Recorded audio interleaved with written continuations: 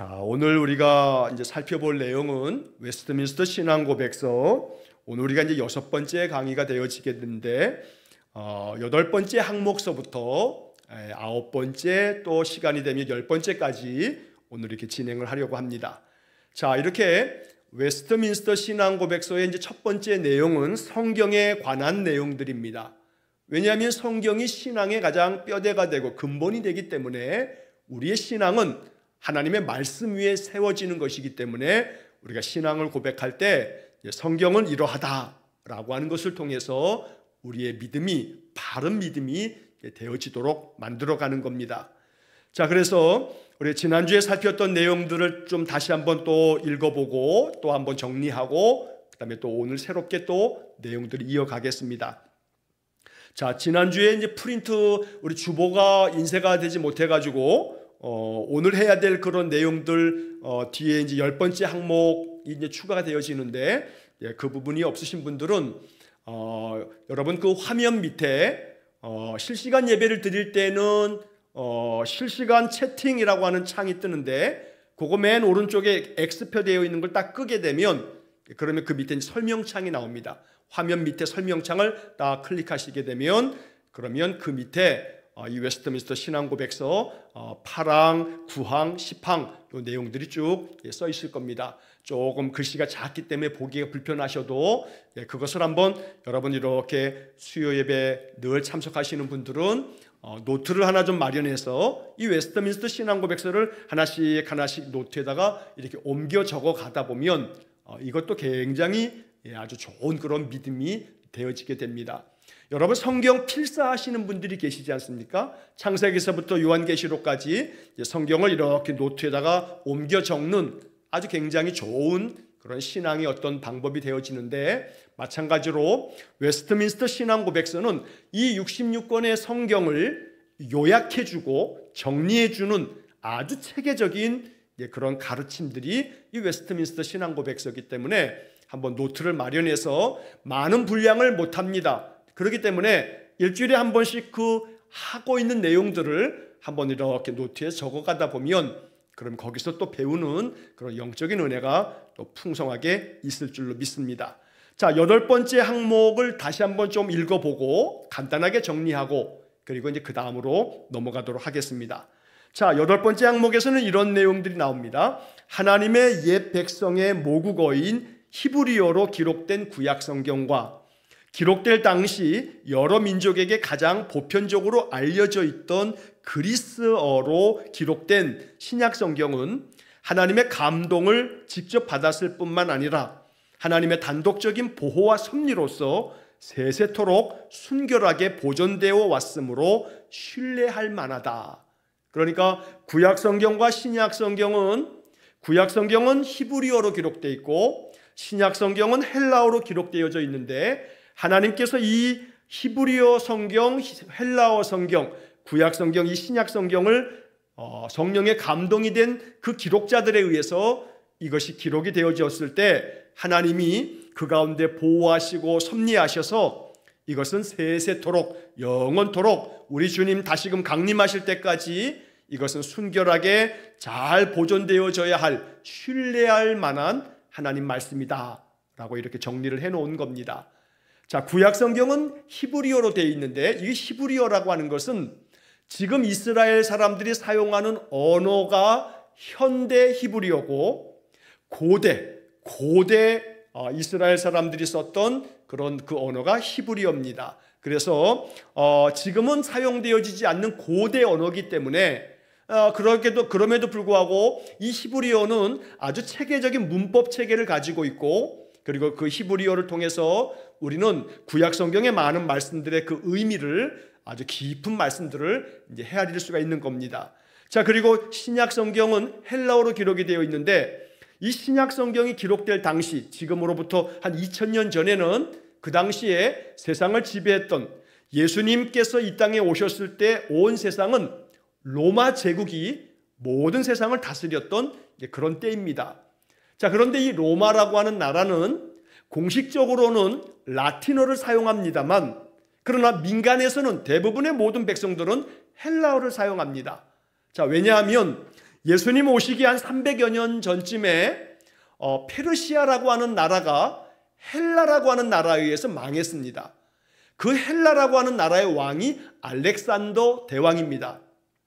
자, 그래서 이 헬라 나라가 만들어지면서 헬라어가 모든 세상에, 물론 이제 서양을 중심으로 한 그런 제국을 이루게 됐을 때 바로 그 헬라어가 많이 한 몇백 년 동안 통용이 되다가 헬라라고 하는 나라가 로마에 의해서 망하게 됩니다.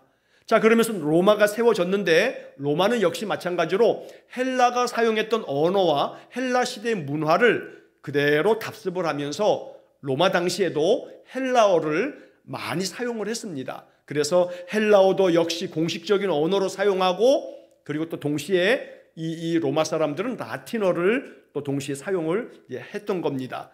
자, 그런데 구약 성경은 히브리어로 기록되고 신약 성경은 헬라어로 기록이 됐는데 나중에 이제 로마 시대가 되어지면서 이 성경을 구약의 히브리어 또 신약의 헬라어를 이제 그 당시에 보편적으로 더 많이 사용하게 되어지는 게 이제 점점 이 헬라어가 로마가 몇백 년 동안 다스리면서 헬라어를 다 잊어버리면서, 그러면서 로마는 라틴어를 주로 많이 사용하게 되어지는데, 그래서 이제 라틴어 성경이 번역이 돼서 사용이 됐던 겁니다.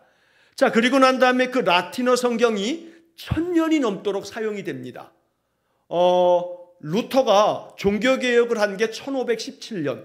자, 그런데 그 1517년에 루터가 종교개혁을 하면서 했던 업적 중에 아주 굉장히 위대한 업적이 지난주에도 한번 말씀드린 것처럼 바로 그 라틴어 성경을 사람들이 읽을 수가 없어요. 아주 학문을 깊이 했던 학자들을 제외하고는 라틴어는 사용을 하지 않았어요. 왜냐하면 로마가 계속해서 나라를 이어가면서 그 당시에는, 그 옛날에는 로마가 이 라틴어를 많이 사용했지만 500년이 지나고 1000년이 지나고 거의 한 1500여 년쯤 지나면서 루터가 살던 때 1500년 당시만 하더라도 이 라틴어도 벌써 한 1000년이 훨씬 넘은 1500년이나 되는 언어다 보니까 그 언어가 다 사라져버린 겁니다. 문자도 남아있고 또 그 라틴어를 이렇게 읽고 또 사용하는 사람도 있습니다만 아주 극히 제한적인 겁니다. 예를 들자면 여러분 1000년으로 거슬러 올라가면, 지금부터 1000년으로 거슬러 올라가게 되면 그러면 고려시대입니다. 고려시대. 여러분 고려시대 또 조선시대 그 사람들이 사용했던 그 말이 지금 현대 우리가 사용하는 말하고 똑같다라고 하기 어렵습니다. 물론 그 말이 계속 이어져 오는 측면이 있겠습니다만, 그러나 사실은 조선시대의 말도 또 그 이전의 고려시대의 말이 오늘 우리가 사용하는 말하고 똑같은 말일 거다라고 보기가 어렵다는 거죠. 자, 그러면서 이 서양에는 이 로마가 망하고 난 다음에 나라가 많이 이렇게 찢어지면서 많은 언어들이 만들어졌는데, 그러다 보니까 이제 예배를 드릴 때도, 그때는 이제 카톨릭의 미사죠. 미사를 드릴 때도 다 어떤 성경만 가지고 있었냐면 라틴어 성경만을 가지고 있고, 그리고 신부들, 이제 사제들만, 신부님들만 신학교에서 그 수도원에서 히브리어를 배우고 헬라어를 배우면서 그 히브리어 또 신약성경 헬라어를 읽어가면서, 그리고 공식적으로 예배당에서 사용하는 것은 라틴어를 사용하면서 예배를 드렸던 겁니다. 자, 그러다 보니까 사람들이 뭔 말인지 하나도 알아들을 수가 없습니다. 성경책도 읽을 수가 없는 겁니다. 왜냐하면 내가 사용하는 독일 사람들은 독일어, 프랑스 사람들은 불란서어, 영국 사람들은 영어 이래야 되는데 라틴어 성경밖에 없으니까 성경을 읽을 수가 없는 거죠. 자, 그래서 이제 오늘 이 파랑의 내용에서 그 다음에 이제 그런 내용들이 나오게 되는데, 이 성경을 모든 민족이, 모든 나라가 자기 나라 민족 사람들이 읽을 수 있도록 성경이 번역되어야 한다라고 이렇게 결정을 한 것이 웨스트민스터 신앙 고백서인 겁니다. 그리고 난 다음에 이제 성경, 이 라틴어 성경이 1000년이 넘도록 1500년 가까이 사용되어지다가 이 모든 성경을 다 각국의 나라의 언어로 번역을 하기 시작했던 겁니다. 독일 사람들은 독일어로 번역된 성경, 그래서 종교개혁을 단행한 마틴 루터가 했던 위대한 업적 중에 하나는 독일어로 성경을 번역한 겁니다. 그리고 영국에서는 영어로 성경을 번역하고 또 프랑스에서는 불어로 성경을 번역하고 이렇게 각기 성경을 번역하는 그런 일들이 많이 일어나게 됐던 겁니다. 자, 그래서 이제 그 다음 밑에 내용을 보시게 되면 그 다음 이어지는 말씀에서는 그러므로 신앙에 관한 모든 논쟁들에 있어서 교회는 최종적으로 성경에 의거할 수 있다. 이 말은 뭐냐면 교회에서 신앙과 관련되어져 있는 많은 이야기를 할 때 언제나 그 기준은 뭐냐면 성경이다 라고 말하는 겁니다. 그래서 최종적으로 성경을 가지고서 모든 논쟁, 모든 어떤 주장에 대해서 성경이 이렇게 말하고 있다라고 이렇게 이야기함으로써 모든 어떤 토론과 모든 어떤 의논들이 다 성경을 통해서 결정나야 한다라고 말하는 겁니다. 그렇기 때문에 예를 들어서 여러분, 이 현대 교회들도 많은 목회자들이 강단에서 설교를 합니다. 자, 그런데 이 설교를 할 때 목사들은 자기가 배운 신학적인 배경 하에서 성경을 해석할 때가 많습니다. 자, 예를 들자면 우리 장로교만 하더라도 우리 이제 성경책에도 예수님께서 세례를 받으셨다라고 세례라고 번역이 되어져 나오지만 이 침례교인들은 그들이 가지고 있는 침례교에서 발행되어지는 성경에서는 그들은 다른 건 다 똑같은데 세례라고 되어져 있는 부분을 뭐라고 하냐면 침례를 받으셨다, 이렇게 사용되어지고 있는 겁니다. 자, 그러면 침례교는 당연히 장로교에서는 목사가 세례를 줄 때 이 물을 떠다가 머리 위에다가 이렇게 조금을 붓고 그리고 머리에 안수하면서 세례를 베풀지만 침례교회는 예배당 뒤에, 큰 교회 같은 경우는 예배당 뒤에 침례탕이 있거나 또 별도로 이렇게 침례할 수 있는 예식의 공간을 마련하기도 하고, 옛날 같은 때에는 그런 교회 예배당에 이 침례탕이 없거나 그러면 간혹 예전에는 대중 목욕탕이 있었지 않습니까? 그러면 목욕탕을 이렇게 하루 또 빌려가지고 침례를 하거나 그런 교회들도 실제로 있었습니다. 또 아니면 어떤 강가로 가가지고 그렇게 침례를 하는 그런 교회도 간혹 또 있기도 하고, 자, 그래서 이런 어떤 교단마다, 교파마다 조금씩 이제 성경의 내용을 다르게 이해하는 그런 측면도 있습니다만, 중요한 것은 뭐냐면 이런 모든 것들을 논의할 때 가장 근본이 되어지는 것은 구약 성경은 히브리어 성경, 신약 성경은 헬라어 성경, 이것을 각국의 나라의 언어로 번역한 번역 성경, 이것을 가지고 우리의 모든 신앙생활을 해나가야 한다라고 말하고 있는 겁니다.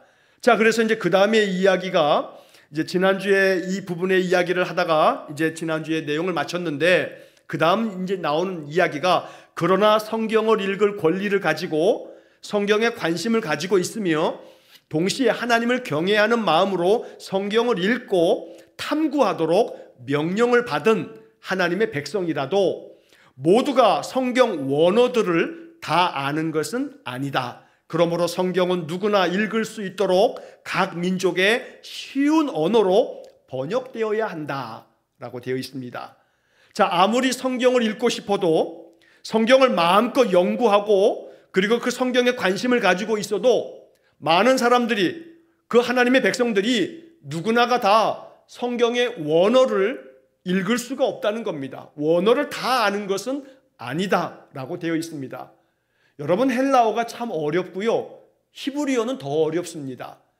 신학교에서 한 학기 내내 헬라어를 배우고 또 다른 한 학기 내내 히브리어를 배웁니다. 자, 그렇게 해서 1년 동안에 히브리어를 반년 동안 배우고 헬라어를 반년 동안 배우지만 그걸로 끝나는 것이 아니라 원서 강독이라고 해가지고 히브리어 성경의 일정한 부분들을 계속해서 히브리어로 읽어가고 그것을 찾아보고 그 내용들을 파악하는 그런 훈련을 신학교에서 참 오랜 세월 동안에 이제 하게 되는 겁니다. 자, 그런데 그럼에도 불구하고 목회를 하다 보게 되면 이 히브리어 또 헬라어 이게 다 이제 잊어버릴 때가 많아요. 내용 자체가 이게 참 어렵거든요. 제가 그래서 신학교에서 저도 이 히브리어 헬라어를 다 이렇게 여러 해 동안에 배우고 그랬습니다만 또 잊어버려가지고 몇 년 전에 또다시 이렇게 히브리어를 또 가르치는 그런 어떤 공부 모임이 있어서 또 가가지고 한 반년 넘도록 또 공부를 했는데 새삼스럽게 또 다시 배우지만 여전히 어려워요. 자, 그래서 히브리어와 헬라어는 신학을 공부한 사람들에게도 참 어려운 언어지만 이제 그 언어들을 학자들이 아주 심혈을 기울여서 우리가 사용하는 말로 번역해 놓은 성경이 있습니다. 그래서 우리는 일반적으로 모든 성도들은 이 번역 성경을 통해서 하나님의 말씀을 더 깊이 있게 이해할 수가 있다라고 하는 겁니다. 예를 들자면 우리가 지금 사용하는 성경은 개역개정 성경이라고 말합니다. 옛날에는 개역성경 그랬는데 그 개역성경을 한번 개정을 했죠. 그래서 개역개정 성경을 지금 한국교회가 다 사용을 하고 있습니다. 자, 그리고 이 개역개정 성경 말고 가톨릭교회하고 개신교회하고 공동으로 번역한 성경이 공동번역 성경입니다.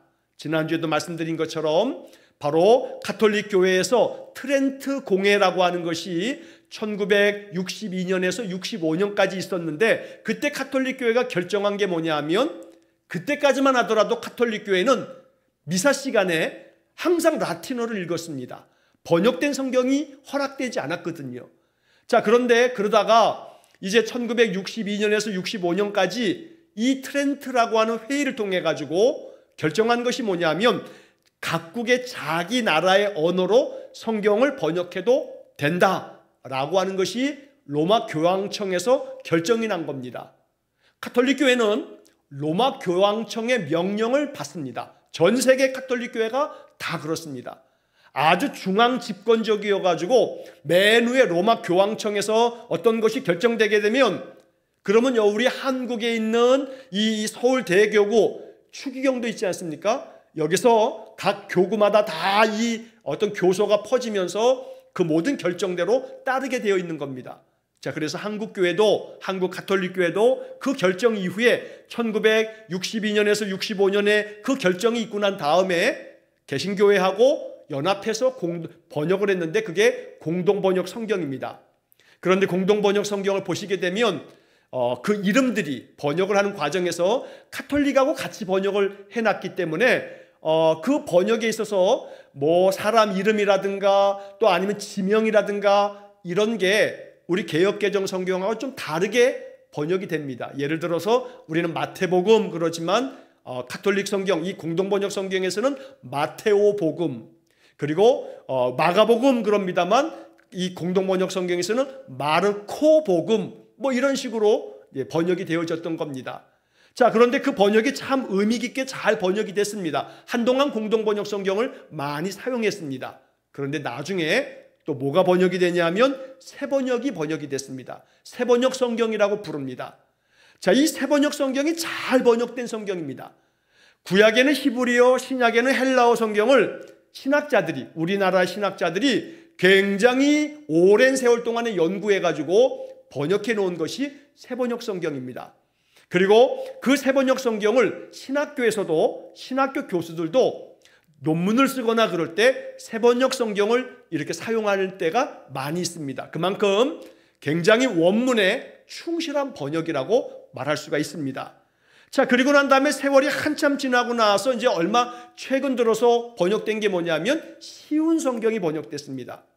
자, 이 쉬운 성경은 말 그대로 쉽게 번역되었다 해서 쉬운 성경이라고 하는 이름이 붙어 있습니다. 어떤 교회는 강단에서 모든 교회가 쉬운 성경을 가지고 모든 교회의 예배가 그렇게 쉬운 성경으로 사용하는 교회가 있습니다. 그래서 제가 지금 우리가 한 몇 년 동안에 매년 성경 통독을 개역개정 성경을 가지고 지금 계속 통독을 해왔습니다. 지금 제가 이제 생각컨대 내년쯤 되게 되면 이제 쉬운 성경으로 한번 통독을 해볼까 하는 그런 생각을 지금 가지고 있습니다.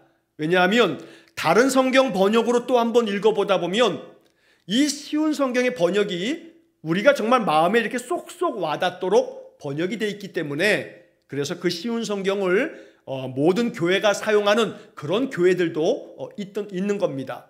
자, 그래서 기본적으로 개역개정 성경 우리가 지금 가지고 있는 거, 그 다음에 새번역 성경, 그리고 쉬운 성경. 자, 이렇게 새번역 성경과 쉬운 성경 최소한 이 두 권의 성경을 같이 읽어가는 거, 이거 굉장히 좋은 신앙의 방법이 됩니다. 여러분, 성경 이 번역이라고 하는 것은 제가 여러 번 그런 말씀을 드리고 또 주보에도 제가 이 성경 번역을 실으면서 항상 그 위에다가 이렇게 써놓는데, 뭐라고 써놓냐면 바로 이 성경 번역이라고 하는 것 자체는 또 하나의 주석이 됩니다. 주석이라는 게 뭐냐면 성경을 해설해 놓은 겁니다. 자, 그래서 목사들이 이제 설교를 준비하거나 그럴 때는 이 히브리어 성경, 헬라어 성경을 가지고 성경 본문을 연구하기도 합니다만, 이러한 성경의 말씀들을 잘 해석해 놓은, 신학적으로 해석해 놓은 주석을 보기도 합니다. 그런데 그런 모든 주석 중에 가장 최고의 주석이 뭐냐면 바로 번역 성경이다 라고 보는 겁니다. 그래서 제가 설교 중에도 새번역 성경에는 이렇게 번역이 되어 있습니다, 쉬운 성경은 이렇게 번역을 하고 있습니다 라고 하는 표현을 제가 자주 사용합니다. 왜냐하면 성경 번역을 통해서 그 성경의 의미를 잘 이해해 가는 것, 이게 가장 건전한 방법입니다. 그래서 성경을 이해할 때 가장 좋은 방법은 또 다른 성경을 가지고서 그 성경의 내용을 파악하는 것, 이것이 가장 정통한 성경 해석의 방법이다 라고 말할 수가 있는 겁니다. 뒤에서 이제 그런 내용들이 또 나오게 될 겁니다. 자, 그래서 개역개정 성경, 새번역 성경, 쉬운 성경, 물론 그 외에도 현대인의 성경도 있고 공동번역도 있고 뭐 이런 여러 성경들이 있습니다. 뭐 두란노 서원에서 나온 우리말 성경 뭐 이런 것도 있고요. 다 좋습니다. 다양한 성경 번역들을 우리가 사용할 수 있다면 하나님의 말씀을 더 깊이 있게 우리가 이해할 수가 있다라고 하는 점도 여기서 우리가 생각해 보는 겁니다. 자, 이제 그 다음 내용으로 보게 되면 이제 8번째 항목의 그 나머지 부분에 보게 되면 이렇게 되어 있습니다. 이렇게 하여 하나님의 말씀이 모든 사람 안에 풍성히 거함으로써 그들이 옳은 방법으로 하나님을 예배할 수 있고 성경이 가르쳐주는 인내와 위로를 통해서 소망을 가질 수 있다. 자, 이게 이제 8항의 마지막 부분의 내용들입니다. 자, 성경의 여러 번역들을 사용함으로써 하나님의 말씀이 모든 사람 안에 더 풍성하게 거한다. 자, 이 말이 뭐냐면 개역개정 성경 하나만 읽는 사람보다는 새번역 성경을 같이 읽으면, 또 쉬운 성경을 같이 읽으면 하나님의 말씀이 모든 사람 안에 풍성해진다라고 이렇게 이야기하는 겁니다. 자, 그래서 제가 늘 추천드리는 방법은 매일 이렇게 우리가 예배를 드릴 때마다, 제가 지난주에도 말씀드렸습니다만 이 핸드폰으로 유튜브로 예배를 드릴 때 실시간 예배에도 마찬가지지만 예배가 끝나고 난 다음에 영상을 올릴 때도 그 설교 부분을 올리게 되면 그 밑에 화면 밑에 그 제목창을 한번 딱 클릭하고 밑에 내용을 한번 클릭하게 되면 그 밑에 설명창에 제가 항상 새번역 성경하고 쉬운 성경의 번역을 항상 올려드립니다. 그러면 한번 같이 읽어보는 겁니다.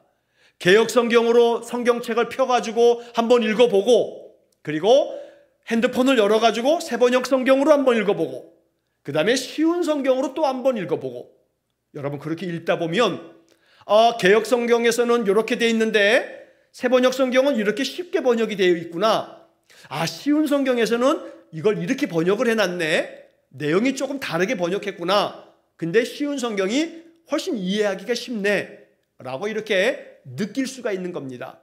자, 그래서 여러분 새벽에도 아침에 이렇게 일어나시면 예배 드리기 전에 제가 30분 전쯤 하게 되면 영상 유튜브 실시간 예배를 이렇게 딱 이제 실시간 중계가 시작이 됩니다.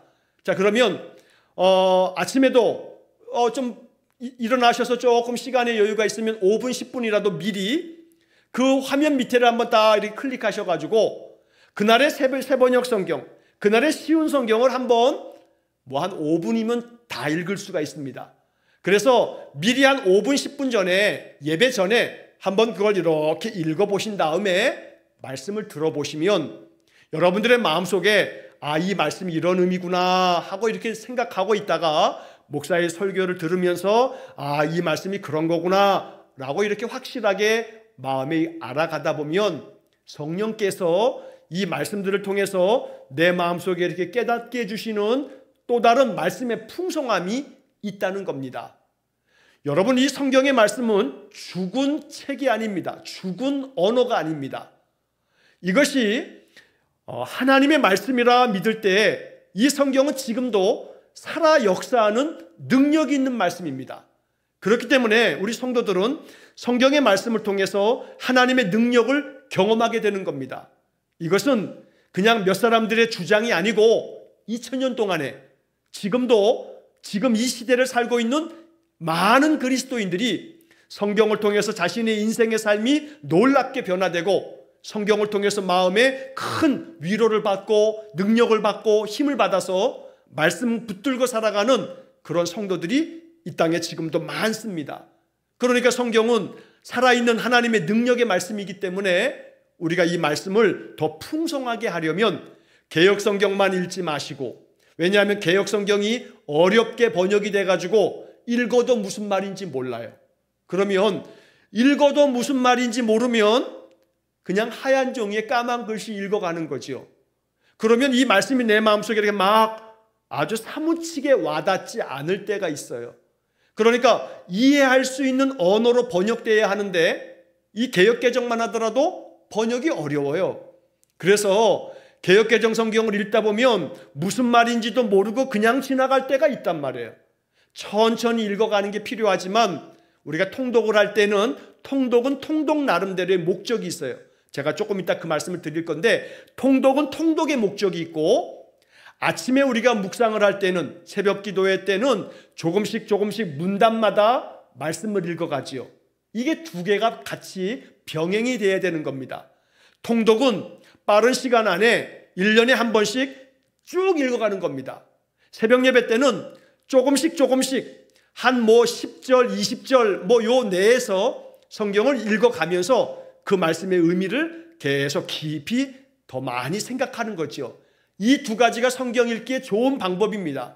저는 개인적으로 이 두 가지의 방법이 병행이 될 때 우리가 말씀 안에서 온전하게 세워질 수 있다라고 이렇게 봅니다. 자, 그렇기 때문에 하나님의 말씀이 모든 사람 안에서 풍성히 거하려면 어떻게 해야 되느냐? 바로 여러 번역된 성경을 사용하는 것이 좋다라고 이렇게 말하고 있는 것입니다. 자, 그럴 때 성경을 통해서 우리 안에 하나님의 위로하심과 하나님 주시는 소망을 풍성하게 가질 수가 있고, 이 성경의 역사가 우리의 삶 속에 능력이 되어질 수 있다라고 하는 말씀으로 8번째 항목을 이렇게 정리하면 좋겠습니다. 자, 그 다음에 이제 9번째 항목인데, 지난주 주보를 가지고 계신 분은 9번째 항목까지는 지난번 주보에도 나와 있을 겁니다. 자, 9번째 항목에는 이런 내용들이 나옵니다. 자, 성경을 해석하는 무오한 규칙은 성경 자체이다. 여기서 무오라고 하는 말이 나오는데 오류가 없다 그런 말이에요. 잘못이 없다. 자, 이 말은 뭐냐면 성경을 해석하는 오직 참된 규칙이 있는데 오류가 없는 규칙, 바로 그건 뭐냐면 성경 자체다. 다시 말하면 성경은 성경으로 해석해야 한다라고 말하는 겁니다. 자, 그러므로 성경 어느 한 구절이 내포하고 있는 참되고 충분한 의미에 관하여 여러 가지 의미가 있는 것이 아니라 하나밖에 없다. 가로가 쳐져 있고, 무슨 의문이 있을 때에는 더 분명하게 말하는 다른 구절들을 통해서 고찰하고 이해해야 한다. 자, 이게 이제 9번째 나오는 그런 내용이 됩니다. 자, 9번째 항목은 이렇게 짧게 되어 있습니다. 자, 짧지만 이 9번째 항목이 우리에게 알려주는 게 있습니다. 한마디로 말하면 성경은 성경으로 해석하라 라고 하는 겁니다. 성경의 말씀이 쭉 나오면 그 성경 말씀의 이해를 더 하려면 또 다른 성경을 통해서 이 성경의 말씀이 무슨 뜻인가 라고 하는 것을 해석하는 것이 가장 좋은 성경 해석 방법이다 라고 말하는 겁니다. 자, 여기서 우리가 이제 한 가지 꼭 기억해야 할 것이 있습니다. 성경 해석은 목사들만 하는 게 아닙니다. 성경 해석은 여러분들도 모두가 다 할 수가 있습니다. 자, 그러면 성경을 잘 모르는데 어떻게 성경을 해석하나? 방법이 있는데, 성경을 많이 읽다 보면 성경을 가지고 성경을 해석한다. 이게 지금 웨스트민스터에서 말하고 있는 성경 해석의 대단히 중요한 방법입니다. 그러니까 신학을 공부하지 않았어도 성도들도 충분히 성경을 이해할 수가 있고 성경을 해석할 수가 있다는 겁니다. 자, 그렇기 때문에 바로 여기서 성경을 해석하는 가장 무오한 규칙, 오류가 없는 규칙은 뭐냐면 성경 자체다. 자, 그렇기 때문에 성경의 어떤 한 구절이 내포하고 있는 것들을 충분히 그 의미를 파악하기 위해서는 성경을 통해서 또 다른 성경을 이해하는 것, 이것이 필요하다라고 말씀하고 있는 겁니다. 자, 그렇기 때문에 우리가 이제 하고 있는 훈련이 뭐냐면 통독입니다. 통독. 제가 지금은 여기서 이제 통독의 필요성에 대해서 말씀하는 겁니다. 자, 1년에 한 번 창세기서부터 요한계시록까지를 읽습니다. 우리가 지금 매년 한 번씩 읽고 있죠. 벌써 한 3, 4년 됐습니다. 벌써 한 3번, 4번씩 성경을 다 읽은 거죠. 올해가 끝나면 또 한 번 읽게 되고 내년에 또 이제 읽기 시작할 겁니다. 이제 그러다 보면 평생 동안에 우리가 매년 한 번씩 통독하는 겁니다. 여러분, 이렇게 성경을 한 번씩 통독하다 보면 이제 성경이 좀 익숙해져 갑니다. 매일 아침마다 새벽 기도회를 통해서 6년 동안의 신구약 성경을 전체를 설교하고 있습니다. 올해가 지금 4년 차입니다. 자, 그래서 이 성경의 내용들을 계속 우리가 살펴보면서 매년 한 번씩 통독하다 보면 이제 그러면 이제 어떤 현상이 나타나냐면 성경의 이야기가 이제 자꾸 이제 머릿속에서 떠오릅니다. 그래서 성령께서 우리의 마음속에 성경의 말씀을 가지고 내 마음속에 말씀하시는 때가 찾아오게 되는 겁니다. 자, 신학교에서 굉장히 많이 훈련시키는 게 뭐가 있냐면 성경 읽기입니다. 그 중에서도 성경에 어떤 내용이 나오나, 어떤 책에 어떤 이야기가 나오나 라고 하는 것을 먼저 굉장히 많이 훈련을 하게 됩니다. 자, 그러다 보면 오랫동안에 이렇게 신학적인 훈련을 하면서 성경 훈련이 되어지게 되면 이제 목사들이 이제 신방을 가거나 그러면 이제 신방 가서 교인들하고 이렇게 상담을 합니다. 이야기를 나눕니다. 그러면 그 가정의 여러 이야기를 쫙 들을 때 머릿속에서, 목사의 머릿속에서는요, 그 가정의 이야기를 듣고 이야기를 나누다 보게 되면 이 머릿속에서, 뇌에서는 창세기서부터 요한계시록까지의 말씀이 빙글빙글 돌면서 어떤 말씀이 이 가정에 가장 적합한 말씀일까? 라고 하는 것이 머릿속에서 이렇게 아주 그냥 싹 지나가면서 어느 말씀이 좋겠구나 라고 하는 말씀이 딱 떠오르게 됩니다.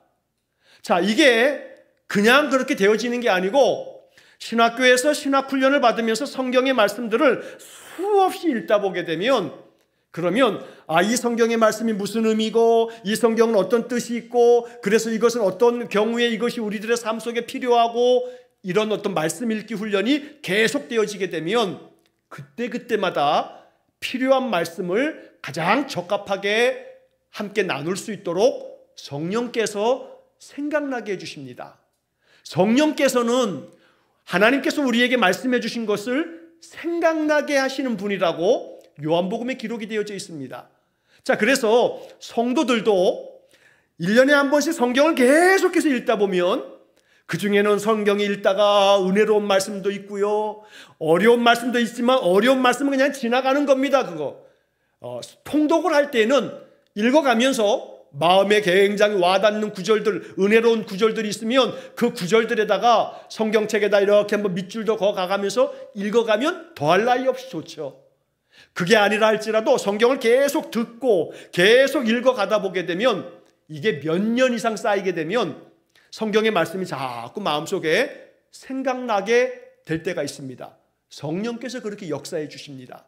그리고 성경의 말씀들이 더 쉽게 이해가 됩니다. 왜냐하면 이 성경의 말씀이 나에게 친숙해져 있기 때문에 그래서 목사가 설교를 하더라도 말씀을 알아듣는 귀가 열리는 겁니다. 자, 그래서 여러분 이게 귀가 열려야 하나님의 말씀이 눈에 팍팍 들어오고 여기서 능력을 얻게 되는 겁니다.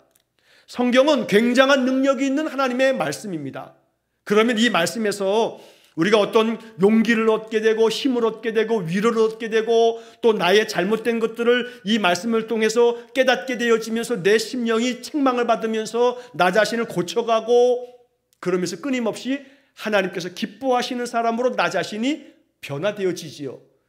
이것이 성경의 능력인데 매년 성경을 통독하는 과정 속에서 성경이 더 친숙해지면서 이 하나님의 말씀을 우리가 해석할 수 있는 또 그 말씀을 마음속에 이해할 수 있는 그런 능력들이 생겨지게 됩니다. 그러다 보면 어떤 누군가랑 대화하다 보면 엄청난 지혜가 생깁니다. 여러분, 옛날에 우리 한국교회, 초기 한국교회에서는 무학자들이 많았습니다. 문맹이 많았습니다. 글자를 못 읽습니다.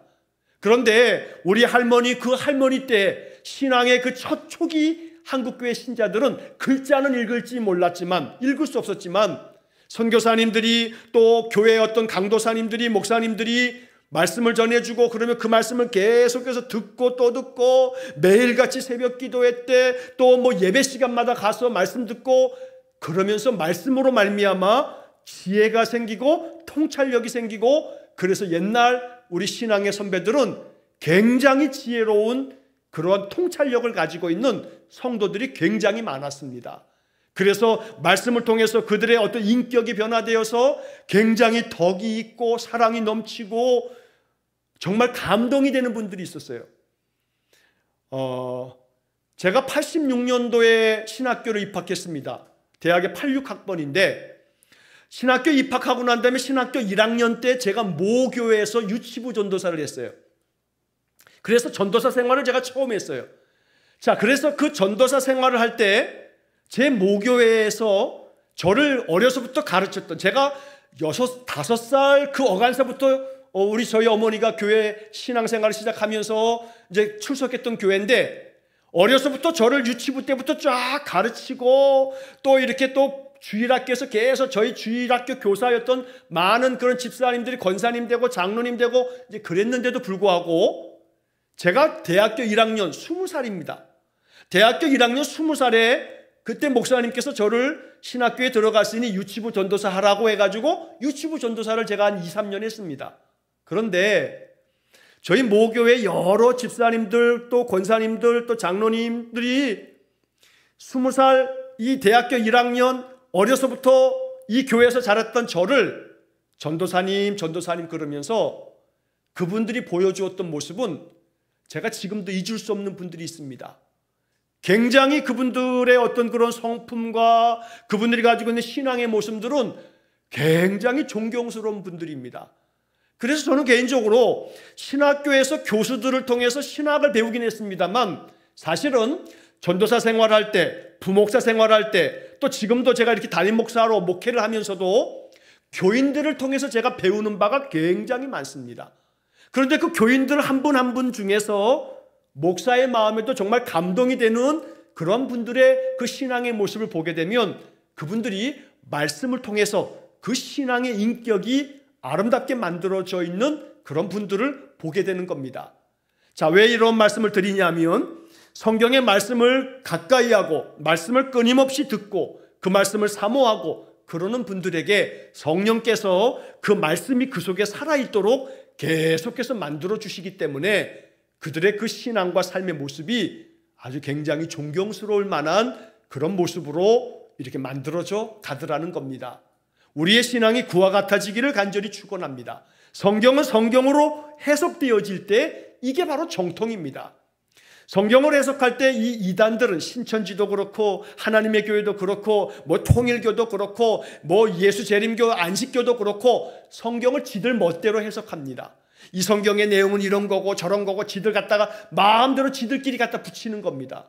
그래서 이단 사이비 종파에 우리가 미혹되지 않으려면 정통한 교회에서 2000년 동안에 해석되어졌던 신앙의 방법으로 성경을 배우고 그 성경 안에 우리가 끊임없이 그 말씀 속에 거하여 있을 때 이단들에게 우리가 넘어가지 않습니다. 너희들의 성경 해석은 잘못됐어. 이 성경은 그런 얘기가 아니야 라고 이렇게 말할 수 있을 때 우리의 신앙이 그만큼 높은 경지에 이르렀다고 말할 수가 있는 거죠.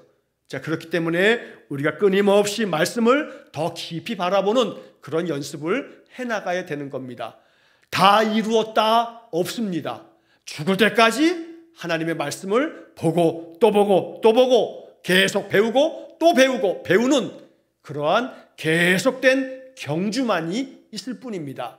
이 심오한 하나님의 말씀은 어느 한순간 내가 다 깨달았어 라고 할 사람이 없는 겁니다. 하나님이 이 말씀을 통해서 굉장히 깊은 무궁한 하나님의 말씀을 들려주고 계시기 때문인 겁니다. 자, 그렇기 때문에 성경을 해석하는 데 있어서 가장 중요한 규칙은 성경 자체다. 성경 어느 한 구절을 우리가 해석할 때에는 무엇보다 중요한 것은 다른 성경을 통해서 그 성경의 의미들을 파악해 가야 한다. 그러기 위해서 우리에게 필요한 게 통독이다. 통독을 매년마다 계속해 가다 보면 성령께서 성경의 말씀을 이해할 수 있고 성경의 말씀을 내 나름대로 그 말씀의 의미를 되새기면서 누군가에게 하나님의 말씀을 굉장히 쉽게 내가 이해한 말씀으로 전할 수 있을 만큼 하나님의 말씀이 내 안에서 차고 넘치도록 만들어 주신다라고 하는 것입니다. 자, 이렇게 해서 9번째 항목까지의 내용을 우리가 이제 살펴봤습니다. 자, 그리고 이제 오늘 이제 10번째 항목까지를 좀 보면 좋겠는데 10번째 항목은 제가 한번 읽어보고 간단하게만 정리한 다음에 다음 주에 이 10번째 항목의 내용들을 또 좀 더 몇 가지를 더 살펴보도록 하겠습니다. 자, 10번째 항목에 보면 이제 이런 내용이 나옵니다. 최고 심판자는 성경 안에서 말씀하시는 성령 이외에 아무도 있을 수가 없다. 경건에 관한 모든 논쟁들은 성령에 의하여 결정되어야 하고 공의회의 모든 결정들과 고대 저술가들의 의견들과 인간들의 교리들과 개인적인 마음들도 성령에 의하여 검토되어야 하며 성령의 판결에 순응해야 한다. 10번째 항목이 이 성경에 관하여 마지막 나오는 내용입니다.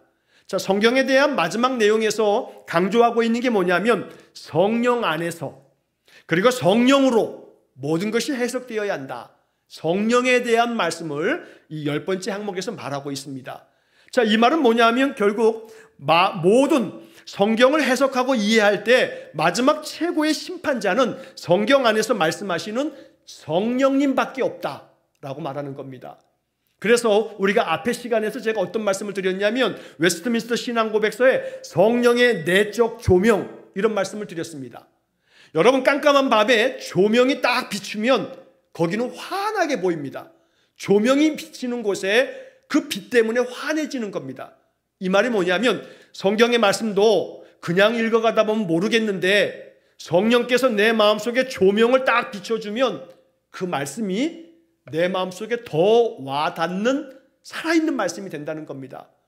그래서 성도들도 성경을 읽다 보면 옛날에는 그냥 읽었는데 옛날에는 이 구절을 그냥 읽어봤는데 어느 날은 그 성경의 말씀이 너무너무 내 마음속에 와닿는 말씀이 구절이 있는 겁니다. 그것은 예전에도 읽었던 성경인데 예전에는 그냥 지나쳤는데 어느 날은 그 어떤 성경 구절 하나가 내 마음속에 사무치게 와닿는 구절이 있습니다. 그게 뭐냐면 성령께서 그 말씀을 내 마음속에 환하게 빛을 비추어 주셨다. 성령의 내적 조명 이렇게 말하는 겁니다. 자, 그렇기 때문에 그런 것들을 가능하게 만들어 주시는 분이 누구냐면 성령님이시다. 성령께서 우리의 마음속에 성경을 더 깊이 있게 알아가도록 만들어 주신다. 그렇기 때문에 여기 나와 있는 여러 가지 표현들, 경건에 관한 모든 논쟁, 공예의 모든 결정, 고대 저술가들, 글을 쓴 사람들의 의견, 인간들의 교리, 개인들의 마음들, 이런 모든 것들은 다 뭐에 의해서 결정되어야 하냐면 성령에 의하여 결정되어야 한다라고 말씀하고 있는 겁니다. 자, 이것을 쉽게 이야기하자면 결국은 하나님의 말씀이 되려면 뭐가 필요하냐면 성령이 필요하다. 이 성경의 이야기를 성령의 감동으로 읽지 않으면 그냥 이거는 종이의 글씨입니다. 예를 들어 제가 간혹 말씀드린 것처럼 도올 김용옥이라고 하는 그 교수는 이 성경의 이야기를 성령의 감동으로 읽는 게 아니고 그가 가지고 있는 이 지식으로 성경을 읽다 보니까 여기서 하나님의 말씀을 만나지 못하는 겁니다. 이 김용옥이라고 하는 사람은 히브리어도 헬라어도 굉장히 많이 공부한 사람입니다. 미국의 하버드 대학에서 이 공부를 신학적인 공부를 했기 때문에 헬라어도 굉장히 잘합니다. 그러나 문제는 성령의 감동으로 성경을 읽지 않으니까 그냥 학문적으로만 성경을 해석할 뿐이지 여기서 나타나는 하나님의 능력을 성령의 역사하심으로 경험하지 못하는 겁니다. 이것은 그 사람이 학자일지는 몰라도 신자는 아닌 겁니다. 하나님의 감동의 말씀을 만나지 못하기 때문에 살아계신 하나님을 만나는 게 아닌 겁니다. 그러니까 이 성경이 어쩌네 저쩌네 맞았네 틀렸네 교회가 뭐 올바르네 잘못됐네 맨 그따구 소리만 하지, 성령으로 감동되어서 살아계신 하나님을, 나의 주 예수 그리스도를 감동으로 만나지 못하는 겁니다. 그 사람이 예수 안 믿는 사람입니다. 신학을 공부했다고는 하지만 그런 신학은 아무 소용이 없는 겁니다. 성령에 의해서, 성령의 그 감동에 의해서 성도들은 성경을 통해서 하나님 만나는 겁니다. 오늘 우리가 이러한 신앙의 삶을 살아갈 때 성경을 통해서 하나님의 능력을 경험하고 살아계신 하나님을 만나고 우리의 삶 속에 더 풍성한 은혜가 부어질 줄로 믿습니다. 자, 이렇게 해서 10번째 항목까지의 성경에 관한 그러한 웨스트민스터 신앙고백서의 내용들을 우리가 6주 동안 쭉 살펴봤습니다. 다음 주에 이 10번째 항목을 간단하게 다시 한번 정리해 드리고 난 다음에 이제 그 다음에 삼위일체에 관한 어떤 교리들이 이어지게 됩니다. 다음 주에 또 이어서 이 내용들을 계속해서 보면서 우리의 신앙에 근본적으로 우리가 많이 알아야 될 아주 핵심적인 신앙적 교리들, 이런 시간들을 통해서 우리가 잘 체계적으로 하나씩 하나씩 배워가는 그런 시간 되어지기를 간절히 축원합니다. 기도하겠습니다. 사랑이 많으신 하나님 감사합니다.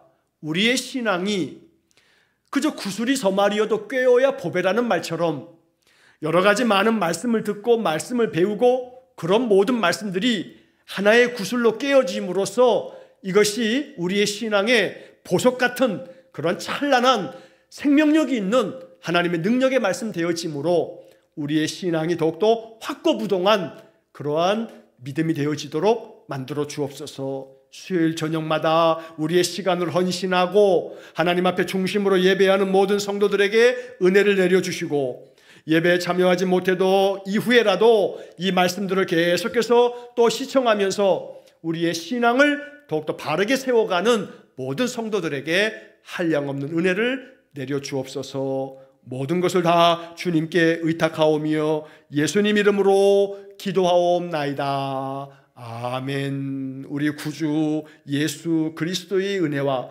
하나님 아버지의 극진하신 사랑과 성령의 교통하심이, 성령 안에서 말씀을 통해서 하나님 만나 인생의 삶의 능력을 경험하고 하나님 주신 놀라운 축복이 내 삶에 이루어지기를 간절히 소원하는 머리 숙인 귀한 성도들 위해 영원토록 함께 하시길 축원하옵나이다. 아멘.